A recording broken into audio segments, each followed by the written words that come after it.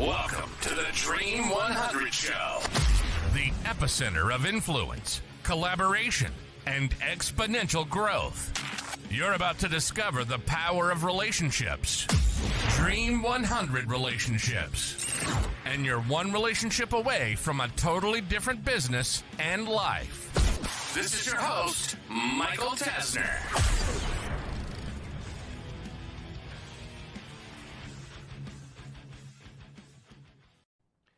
Hey there, and welcome to episode 001 of the Dream 100 Show. In today's episode, I'm going to talk you through my first Dream 100 success. And the crazy thing with this particular success story is that I didn't even know that I was deploying the Dream 100. So picture this. I was sitting on the patio in DeBarry, Florida, looking out at the water as the father of guerrilla marketing, J. Conrad Levinson, was taking a couple of puffs of marijuana. So this musty smell of marijuana kind of was filling the air all around me. And he was reminiscing about his glory days at Leo Burnett. He was one of the key people behind brands like the Lonely Maytag Repairman, Pillsbury Doughboy, the Marlboro Man, the Jolly Green Giant, some of the biggest brands that you know of today. And as we're sitting, I couldn't help but be overcome by how the heck did I get there? Now, that wasn't my first time in DeBarry, Florida. The first time in DeBarry, Florida, I happened to get an email, and way back when, it was sent from an AOL email address to my AOL email address. And it was what I thought was a personal and private invitation to the house of Jay and Jeannie Levinson to look at becoming a master trainer in guerrilla marketing, but really to learn the guerrilla marketing methodologies live one-on-one with Jay over the course of 3 days.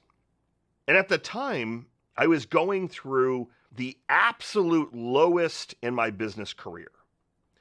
The economy had crashed. I couldn't afford to make payroll. For the last 3 pay periods, I was putting it on my American Express card, absorbing ridiculous cash advance fees. Like, I think we had $8 left in the bank account, or even a negative bank account balance. And it was one of those times where I personally have always believed that the right resource is going to show up at the right time.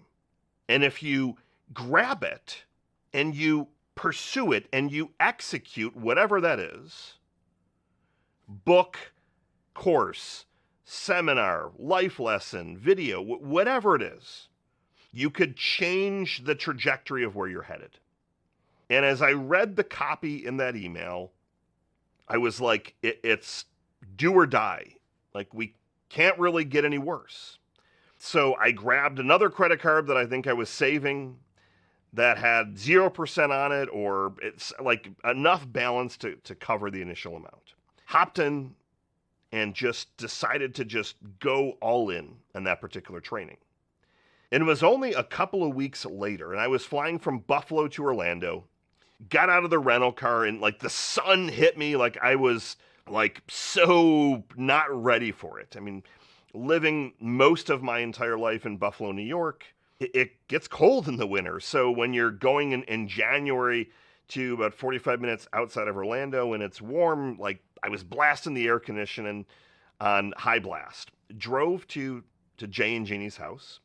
And I pulled into this, unassuming neighborhood. I guess I had a different perception of what kind of lifestyle they were going to be living. They had this big ass RV in the driveway, and Jay and Jeannie would drive that around to different vacations and things like that. And as I got to learn more about Jay's style of how he was able to write and kind of his work-life balance, he would really work a couple of days a week, and he would work condensed days, but he would be very focused on writing, hitting his deadlines, getting things done. And now this was back in the day when you could make a lot of money from writing and publishing books. And because their brand was and is the most well-known marketing brand, publishers were constantly paying big royalties and big advances and things like that. So they made most of their money through books and royalties. And as I rolled in, I didn't really know what to expect for the next 3 days.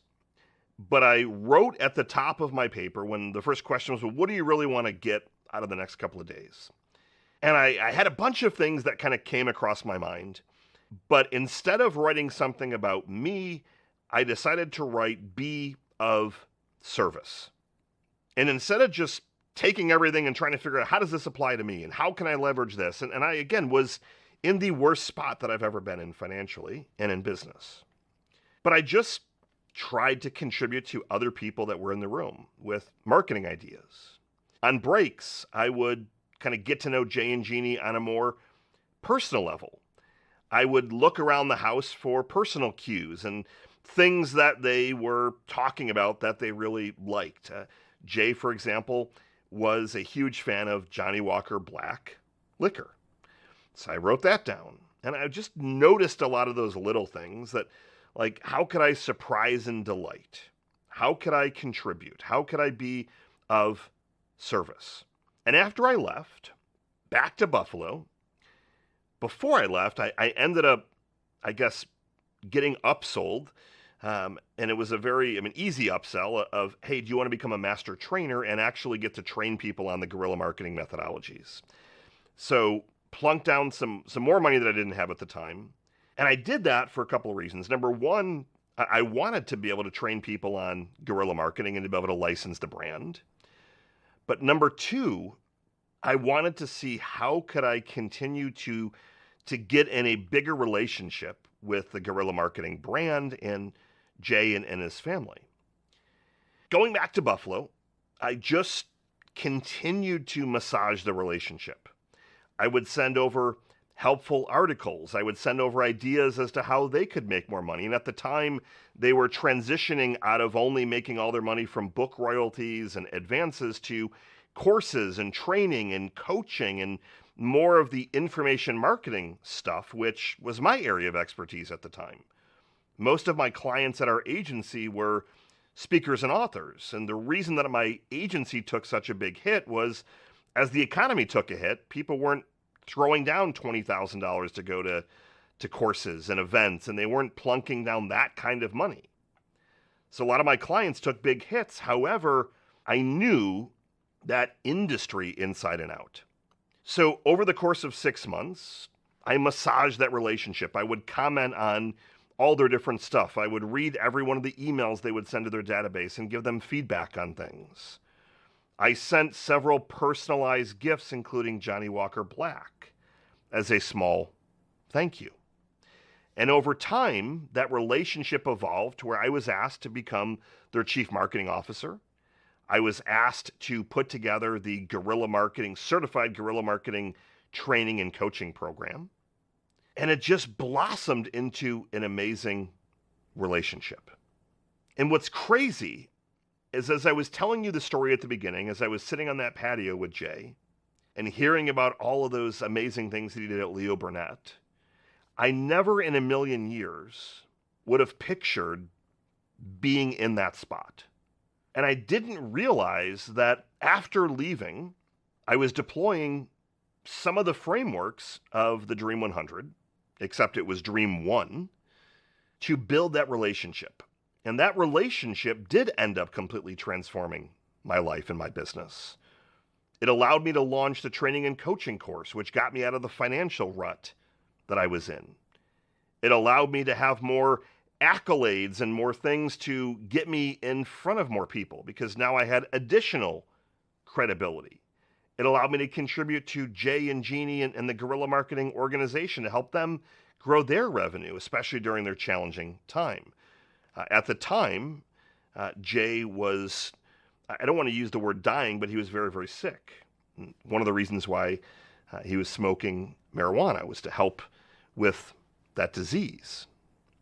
But I didn't realize the power of that one relationship until it ended up coming to fruition.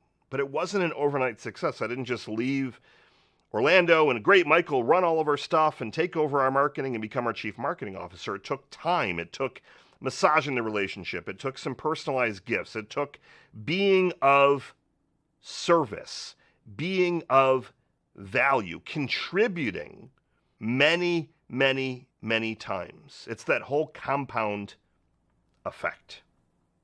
So I wanted to share this story in what I would, I guess, call the first episode, since 000, and this is 001. I wanted to share this story as a way to kick off this show, to demonstrate the power of even deploying this methodology without even knowing that you are deploying it.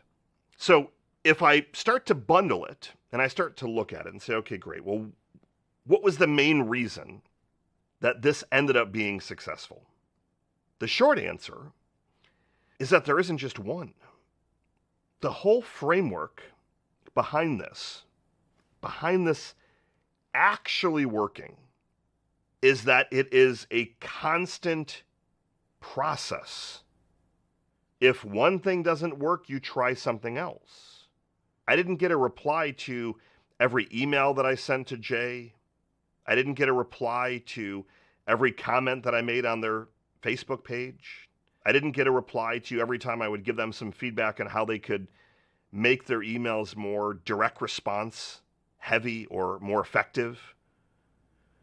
It was the compound effect. Now, what I did wrong was that I only had one. And you never want to go into this with, you only got one relationship that you're trying to secure. What I should have been doing at the time was finding 99 other relationships, 99 other partnerships that could be similar, maybe not at the level of guerrilla marketing, but I should have been massaging other ones at the exact same time. Because what you're going to find as you start to learn about the Dream 100 is that this comes down to a numbers game. It comes down to it being the compound effect, but spreading out your risk. You might not be able to secure the highest person on your list. When we talk about how to actually build that Dream 100 list of who you're going to target, a lot of people that they shoot so darn high, and then they end up getting disappointed when they don't end up hitting that. It's like way back when I used to want to look at generating press and PR for my agencies. Where do you want to, I want to be on the Today Show, or I want to go on Oprah, or like, I want to go on the Ellen Show, and you list out all these huge shows, and they can be on your Dream 100 list, but what are some other ones that are good, that aren't like reaching for the stars, but ones that are very, very good? So thankfully, this one worked out in my favor. And I believe that it worked out because I was authentic. I didn't want to seem desperate, and that's the kiss of death with a lot of this stuff, is that you don't want to seem desperate. Like, I didn't ever tell them how bad my financial situation was, because then the way that you would communicate, it wouldn't be authentic. You'd be coming from a place of desperation. You'd be coming from a place of, if this doesn't work out, I'm in big trouble. Rather than coming from a place of service, rather than coming from a place of giving value. Again, I lucked out. And it was interesting because I literally didn't know that I was deploying the Dream 100 while I was deploying the Dream 100. But I couldn't think of a better first official episode than to tell you about my first success of deploying the Dream 100 without even knowing that I was doing it. Thank you ever so much for listening. Make sure you tune into the new episode that's coming out next week. We're going to talk through the framework at a high level of the Dream 100. I'm going to go into more depth, and we're going to continue to build on this episode after episode. Good morning, good afternoon, and good night.